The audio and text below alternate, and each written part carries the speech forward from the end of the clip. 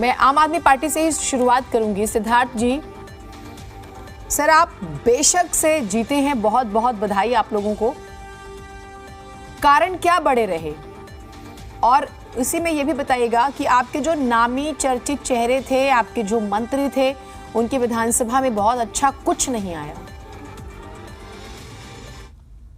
जीनत जी, सबसे पहले तो शुभकामनाएं आम आदमी पार्टी को नहीं, दिल्ली के नागरिकों को, क्योंकि दिल्ली के नागरिक वोट किए हैं। दिल्ली के नागरिकों का जो जनादेश है उसे हमें सर आंखों पर लेना चाहिए, कोई भी राजनीतिक दल। दूसरी बात यह कि पिछले 4-6 महीने से जिस तरह का कैंपेन भाजपा ने चलाया हुआ था, चाहे वो रोज सुबह भाजपा के राष्ट्रीय मुख्यालय से चल रहा हुआ कैंपेन हो या जांच एजेंसियों की कैंपेन हो, या जिस तरह की राजनीति वो कर रहे थे, इस चीज से एक चीज तो स्पष्ट हो गई है कि भारत में भावनात्मक मुद्दों के स्थान पर लोग डिलीवरी के बारे में ज्यादा सोचते हैं। जो जनता होती है वो जनता न तो भाजपा की सदस्य है, न तो आम आदमी पार्टी की सदस्य है, उसे कुछ डिलीवरी चाहिए।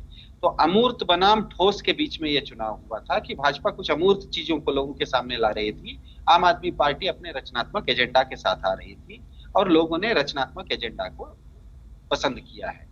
दूसरी बात, आपने सवाल पूछे कुछ हमारे नेताओं के बारे में कि उनकी विधानसभा में, तो ये एक स्थानीय चुनाव होते हैं। यहाँ पर आपको ये भी बता देना चाहिए था कि भाजपा के जो अध्यक्ष हैं आदेश गुप्ता जी, पटेल नगर में अपने 4 वार्ड वो हार गए। तो ये यहाँ पर ये तो विश्लेषण की बात। सर मैं जब बीजेपी के मेहमान से सवाल करूंगी तो उनसे आप अगर आपने ही जिम्मेदारी ली है तो फिर बताइए, मैं आपसे बीजेपी वाले सवाल भी कर लेती हूँ। तो मैं जब उनके पास आऊंगी तो सर उनसे जवाब लूंगी ना।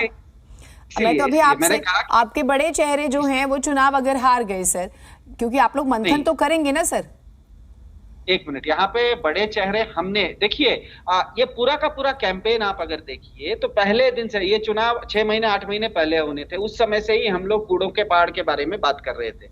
इसको पूरे राष्ट्रीय स्तर पर लाके 17 कैबिनेट मंत्री, 400 सांसद, अलग अलग राज्यों के मुख्यमंत्रियों को लाके राष्ट्रीय रंग देने का काम आम आदमी पार्टी ने नहीं किया, ये तो भाजपा ने किया।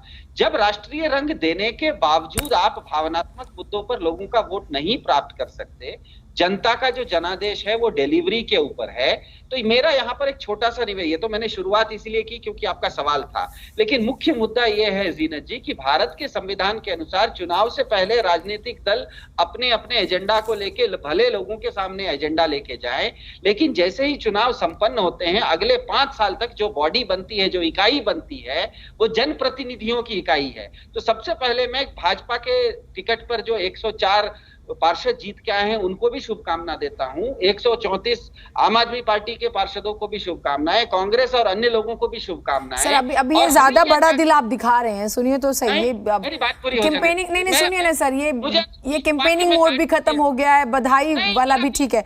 अभी सुनिए, आपने कहा कि कूड़ा मुद्दा बना राष्ट्रीय स्तर पर।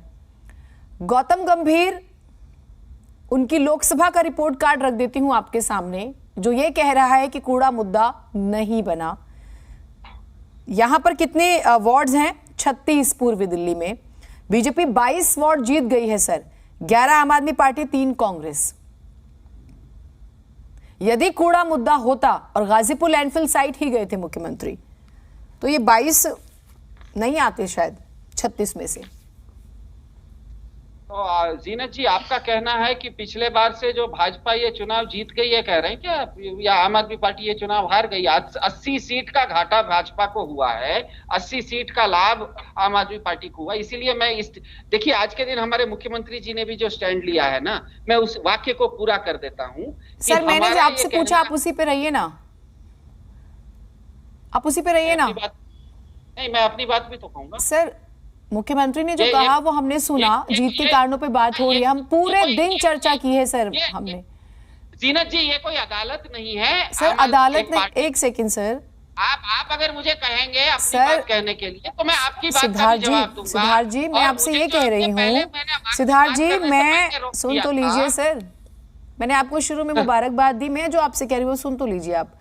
मैं आपसे कह रही हूँ, अगर आप कह रहे हैं कि कूड़ा मुद्दा बना, मैं आऊंगी भ्रष्टाचार पर भी, जो नजर आ रहा है कि मुद्दा बना इन नतीजों में, लेकिन मैं जो आपसे पूछ रही हूँ, अगर कूड़ा मुद्दा बना तो सर आपको नहीं लगता कि इस लोकसभा में आपके पास और अच्छे ज्यादा वार्ड्स हो सकते थे? आप ये स्वीकार कर रहे हैं कि नहीं?